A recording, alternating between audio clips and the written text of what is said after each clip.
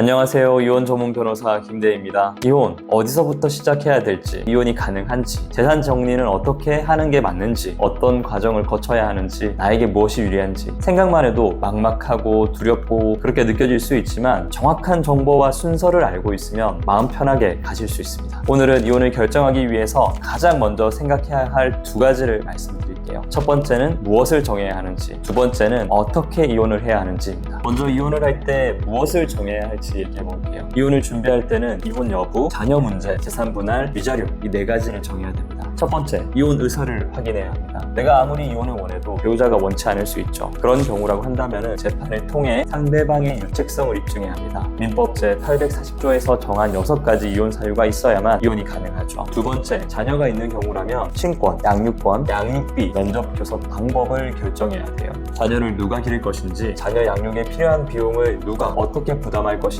결정하는 거죠. 이때는 자녀의 복리가 최우선 고려 사항이자 기준이 됩니다. 세 번째는 재산 분할입니다. 재산 분할은 혼인 기간 동안 부부가 함께 형성 유지해온 재산을 각자의 기여도에 따라 나누는 것을 의미해요. 단순히 명의가 누구로 되어 있느냐보다 누가 얼마나 재산 형성과 유지에 기여했는지가 더 중요하게 고려됩니다. 네 번째는 위자료입니다. 이혼의 원인을 제공한 사람은 이혼으로 인해 정신적 고통을 겪은 상대방에게 위자료를 지급해야 할 의무가 발생할 수 있어요. 협의나 조정으로 이혼이 진행이 될 경우에는 재산 분할과 구별하지 않고 한 번에 위자료를 결정하기도 합니다. 다음은 어떻게 이혼을 하느냐입니다. 우리나라에서 이혼하는 방법은 협의, 조정, 재판 세 가지 방법이 있어요. 협의 이혼은 모든 사항에 대해 합의가 되는 경우 법원에 확인을 받아서 이혼하는 절차입니다. 서로 원만하게 합의가 가능하다면 가장 빠르고 간편한 방법이 되겠죠. 조정 이혼은 합의가 어려운 부분에 대해 법원의 조정을 통해 합의를 시도하는 겁니다. 조정위원과 판사가 중립적 위치에서 이혼 조건을 조율하고 조정이 성립되면 재판상 이혼과 같은 효력을 지니겠죠. 마지막으로 재판상 이혼은 이혼 여부, 이혼 조건에 대해 합의가 되지 않을 경우 이혼 소송을 제기해서 법원의 판결을 통해서 이혼하는 방법입니다. 이혼은 단순한 헤어짐을 넘어서 법적으로 복잡하게 얽힌 문제들을 해결해야 하는 과정이자 이혼 이후 삶을 위한 첫 단추이기도 합니다. 이혼 사건은 부부간의 내밀한 문제를 법의 틀 안에 맞추는 섬세한 작업이 필요해요. 하나의 사실관계가 쟁점에 따라 유불리가 다른 경우도 있을 수 있고, 이혼을 고민하고 계시거나 진행 중이시라면 반드시 이혼 전문 변호사와 상담해서 자신의 상황에 맞는 정확한 법률 자문을 받으시는 걸 추천드릴게요. 다음 영상에서는 이혼 절차별로 어떤 특징이 있고 나에게 맞는 방법을 어떻게 찾을 수 있는지 알아보도록 하겠습니다.